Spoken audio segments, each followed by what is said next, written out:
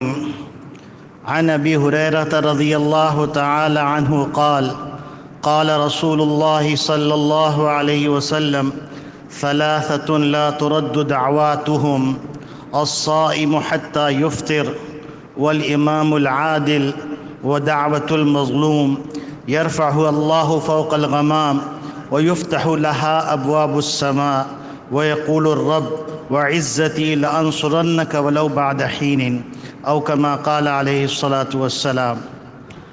حضرت ابو ہریرہ رضی اللہ تعالیٰ عنہ فرماتے ہیں کہ نبی کریم صلی اللہ علیہ وسلم نے ارشاد فرمایا کہ 3 آدمیوں کی دعا رد نہیں ہوتی، ایک روزے دار کی افطار کے وقت، دوسرے عادل بادشاہ کی دعا، تیسرے مظلوم کی جسے حق تعالی شانہ بادلوں سے اوپر اٹھا لیتے ہیں اور آسمان کے دروازے اس کے لیے کھول دیے جاتے ہیں، اور ارشاد ہوتا ہے کہ میں تیری ضرور مدد کروں گا گو کسی مصلحت سے کچھ دیر ہو جائے۔ اس روایت میں نبی کریم صلی اللہ علیہ وسلم نے اپنی امت کو رمضان مبارک کی ایک خصوصیت کی طرف متوجہ کیا ہے کہ 3 اشخاص کی دعا اللہ رب العالمین ضرور قبول فرماتے ہیں۔ ان میں ایک شخص وہ ہے جو روزے دار ہے اور افطار کے وقت دعا کرتا ہے، اللہ رب العالمین اس دعا کو ضرور قبول فرماتے ہیں۔ حدیث شریف میں آتا ہے کہ اللہ رب العالمین 3 طرح سے دعا کی قبولیت عطا فرماتے ہیں۔ ایک صورت یہ ہوتی ہے کہ انسان کو جو مانگا وہی عطا کر دیتے ہیں۔ دوسری صورت یہ ہوتی ہے کہ اس دعا کی برکت سے کسی مصیبت کو ٹال دیتے ہیں۔ تیسری صورت قبولیت کی یہ ہوتی ہے کہ اللہ رب العالمین اس کو اپنے پاس محفوظ فرما دیتے ہیں۔ کل قیامت کے دن اللہ رب العالمین بندے سے ارشاد فرمائیں گے، تم کو ہم نے دعا کے لیے کہا تھا، تم نے دعا مانگی؟ تو وہ کہے گا پروردگار میں نے دعا مانگی۔ تو اللہ رب العالمین اس کو ایک ایک دعا یاد دلائیں گے اور فرمائیں گے، دیکھو میرے بندے، تم نے فلاں دعا مانگی، وہ ہم نے پوری کر دی۔ تم نے فلاں دعا مانگی، ہم نے اس کے بدلے میں تم کو مصیبت سے نجات دے دی۔ تم نے فلاں دعا مانگی، وہ قبولیت کے آثار تم کو نظر نہیں آئے، تو ہم نے اس کے بدلے میں اجر و ثواب تمہارے لیے محفوظ رکھا ہے۔ نبی کریم صلی اللہ علیہ وسلم فرماتے ہیں کہ بندہ جب اجر و ثواب کو دیکھے گا تو تمنا کرے گا کاش کہ دنیا میں میری کوئی دعا قبول ہی نہ ہوتی۔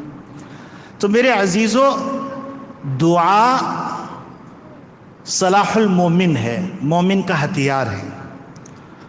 تو دعا مانگنا چاہیے اور یقین کے ساتھ مانگنا چاہیے، اور دعا کی قبولیت کا یقین اس روایت کے بعد اب 100% ہو جانا چاہیے اور اللہ سے مانگتے رہنا چاہیے، کیونکہ حدیث شریف میں آتا ہے من لم یسأل اللہ یغضب علیہ، جو اللہ سے نہیں مانگتا اللہ اس سے ناراض ہو جاتا ہے۔ دنیا کے اندر کسی سخی سے مانگو تو سخی ایک حد تک دیتا ہے، اس کے بعد کہتا ہے بس میاں بس بہت ہو گئی، اور اللہ رب العالمین جتنا بندہ مانگتا ہے اتنا خوش ہوتے ہیں، اور پھر ہمارے دنیا کا بھی فائدہ ہے، آخرت کا بھی فائدہ ہے۔ تو آج سے ہم اپنا معمول بنا لیں گے کہ کچھ نہ کچھ اللہ سے مانگتے رہیں گے، اور مانگنے کے لیے مزے کی بات یہ، نہ وضو شرط ہے، نہ مسجد شرط ہے، نہ قبلہ رو ہونا شرط ہے، نہ سجدے میں جانا شرط ہے، اور نہ ہی کوئی اور شرط ہے۔ ہاں البتہ اس کے کچھ آداب بتائے گئے ہیں۔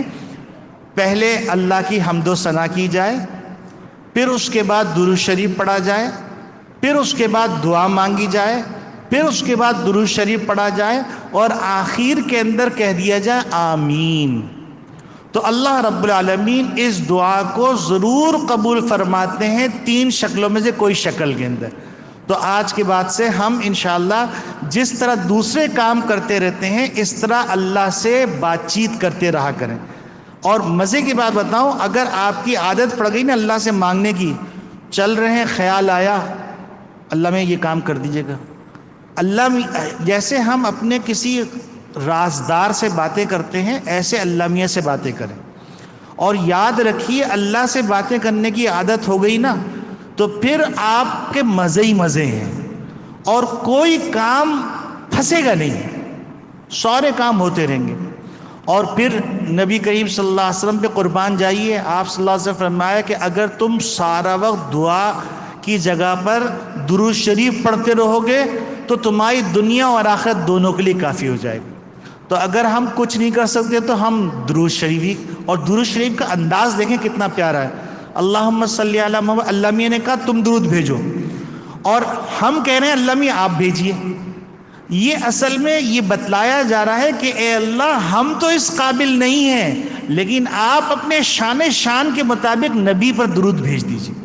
تو اللہ میاں سے ہم درخواست کر رہے ہیں تو یہ دعا ہے، اور اس درود کے صدقے میں اللہ رب العالمین کیا کچھ عطا کر دیتے ہیں آپ تصور نہیں کر سکتے۔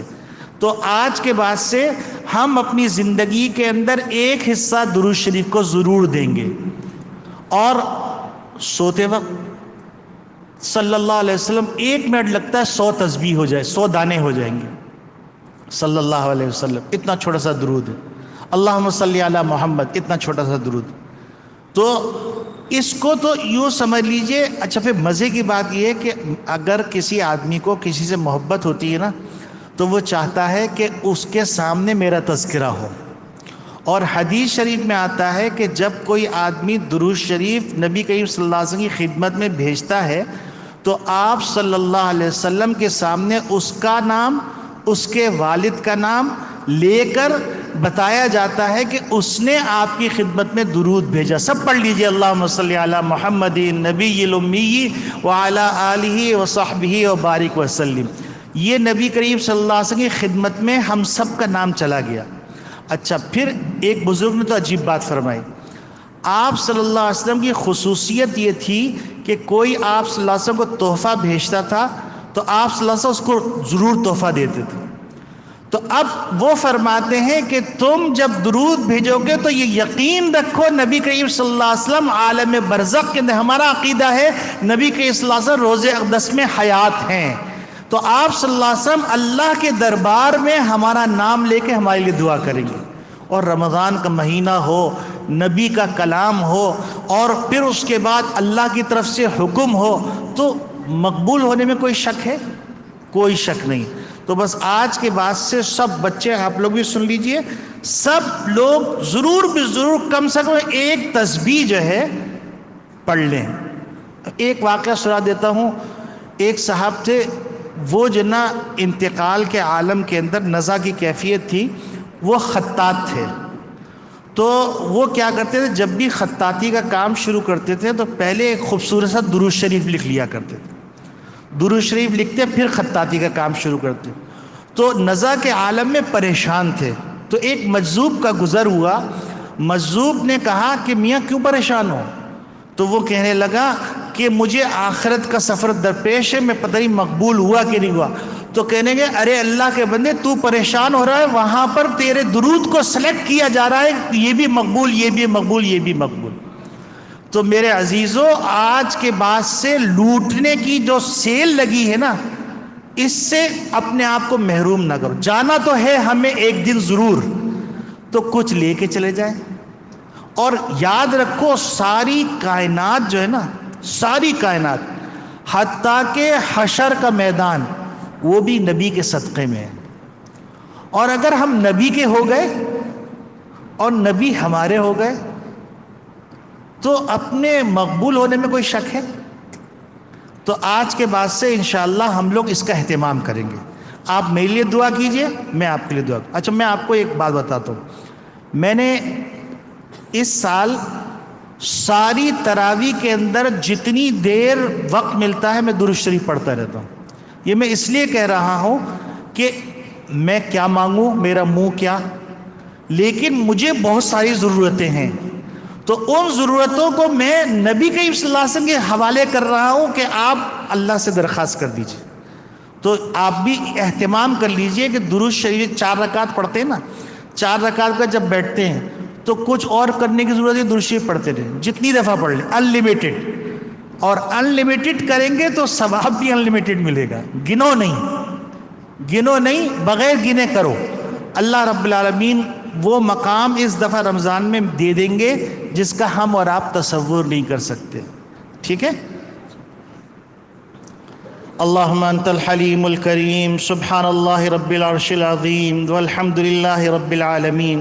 نسألک موجبات رحمتک وعزائم مغفرتک ومنجیات امرک والسلامة من كل إثم والغنيمة من كل بر والفوز بالجنة والنجاة من النار. اللهم صل على سيدنا ونبينا وشفيعنا وحبيبنا ومولانا محمد وعلى آله وصحبه وبارك وسلم.